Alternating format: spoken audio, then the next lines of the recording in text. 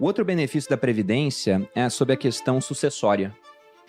E esse benefício ele ficou até em voga agora que os candidatos à presidência tiveram que declarar o patrimônio no TSE. Aí saiu lá o patrimônio do Lula, era de 7,4 milhões declarados, e o que chamou a atenção é que desses 7,4, 5,5 estavam em previdência privada. E aqui eu não estou entrando no mérito da política, mas o porquê desse tipo de decisão. Então você via matérias falando 5,5 milhões de patrimônio do Lula estão em aplicações que pagam menos imposto. Por que paga menos imposto? Outros falando, em aplicações que não vão pagar imposto sobre herança. Né? E, por mais que você tenha uma discussão e jurisprudência em sentido contrário, quando alguém falece aqui no Brasil, a não ser que tenha pouco patrimônio, mas não seria o caso do patrimônio do Lula, você vai pagar o ITCMD, Imposto sobre Transmissão, Causa Mortes e Doação, que é um imposto estadual que varia de 4% a 8% e que toda hora os políticos querem aumentar. Inclusive, durante a pandemia, teve discussão aqui em São Paulo, com muita gente morrendo, se aumentava o imposto para transmitir os bens da pessoa que morreu durante a pandemia. Acabou que não passou. Mas o ponto é que o pessoal critica esse imposto, fala que no Brasil ele é muito baixo. Tem países que nem tem, né? Você vai olhar a Suécia, por exemplo, já acabou com esse imposto que ele entendeu que é um imposto ruim. Você cobra no momento de extrema dor e de uma família que agora está perdendo renda e às vezes cujo patrimônio é imobiliário. Então, para pagar o imposto tem que se desfazer do imóvel muitas vezes. É horrível. Mas aqui no Brasil o pessoal quer aumentar. Só que o Lula está mostrando na prática que ele acha que o imposto é alto. Porque ele usou um veículo para não pagar esse imposto. Até porque não é só o imposto, que é de 4 a 8. Você tem a despesa com inventário, você tem o honorário advocatício. Se não pagar em 30 dias, tem multa e juros. Então, facilmente, isso chega a 20% do patrimônio da pessoa. Ou seja, morrer é caro pra chuchu. E quem paga a conta é quem fica. Para ter acesso a algo que talvez já usem, né? Que é o patrimônio daquela família. E na Previdência, como que funciona? Na Previdência, você consegue deixar um patrimônio que vai direto para os beneficiários, como se fosse um seguro. E que, como eu disse, você tem decisões, se eu não me engano, do STJ, a favor de cobrar e contra a cobrança do ITCMD. Mas é mais difícil pagar esse imposto dentro dessa aplicação. Logicamente, você tem que entrar naquela parte de sucessão, porque parte do que você tem de patrimônio vai ter que seguir a lei, parte legítima, outra parte disponível. Mas é um veículo utilizado, como o Lula está utilizando, para, primeiro, beneficiar as pessoas que estão lá. É mais difícil ser tomado pelo governo, principalmente se tem caráter alimentício, aí vira impenhorável. E também tem essa questão de pagar menos imposto. Agora, quer falar sobre isso? Diga. Eu lembro que devia ser 2013, assim. E aí, ou antes até, e eu lembro que eu fiquei maravilhado quando descobri alguns segredos sobre a Previdência que ninguém fala. Ninguém mesmo, tá? A gente vai falar agora e as pessoas, muitas nunca ouviram falar.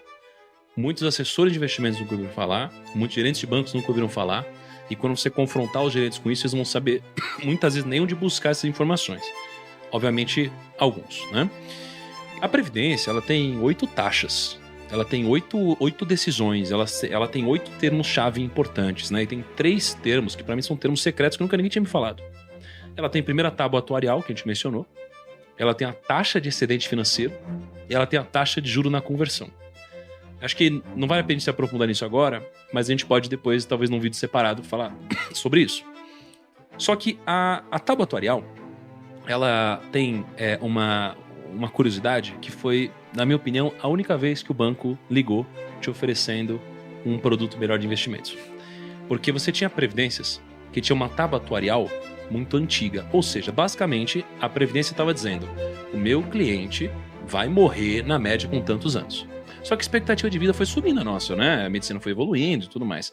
Então, o banco viu que ele estava ferrado.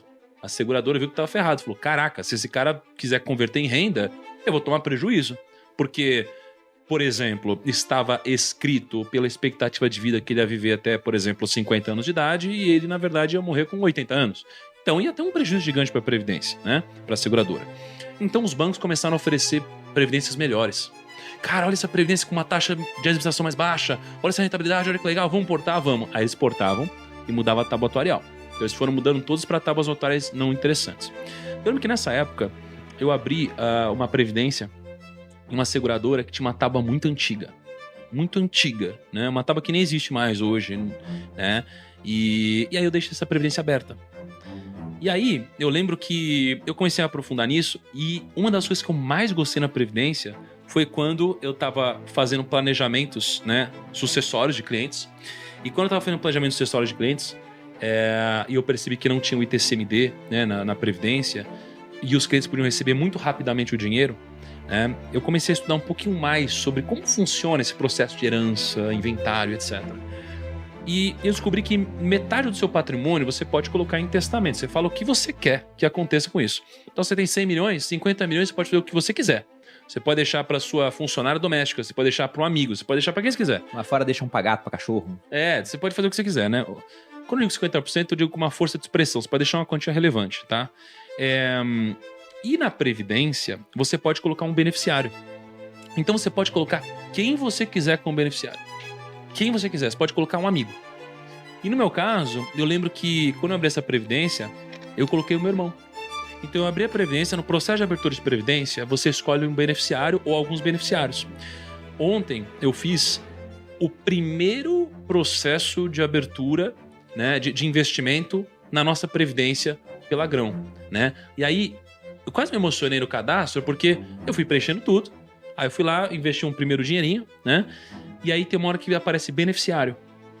E aí eu coloquei meu irmão, escrevi o nome. Não, é o nome do meu irmão. Eu poderia ter colocado outros nomes. E aí você pode dizer, olha, se eu morrer, eu quero que esse dinheiro vá 30% para essa pessoa, 20% para aquela pessoa, etc. E é muito simples. Então, se de fato alguma coisa acontecer com você, essa pessoa ela vai praticamente ligar na seguradora e ela vai receber esse dinheiro, cara, praticamente no outro dia. Ou seja, vai ser muito rápido. Então, se você vier a faltar e você for a pessoa que provê na sua família, cara, essa pessoa recebe dinheiro na hora. Entendeu? Sem esse pagamento de todos os impostos e ajuda a pessoa, às vezes, a arcar com custos advocatícios, contratar pessoas para ajudar ela, etc. Então, para famílias endinheiradas, isso aqui é uma ótima forma de você se blindar e de, às vezes, você, cara, deixar pessoas que você se importa, entendeu? Preparadas para receber o dinheiro caso aconteça alguma coisa com você.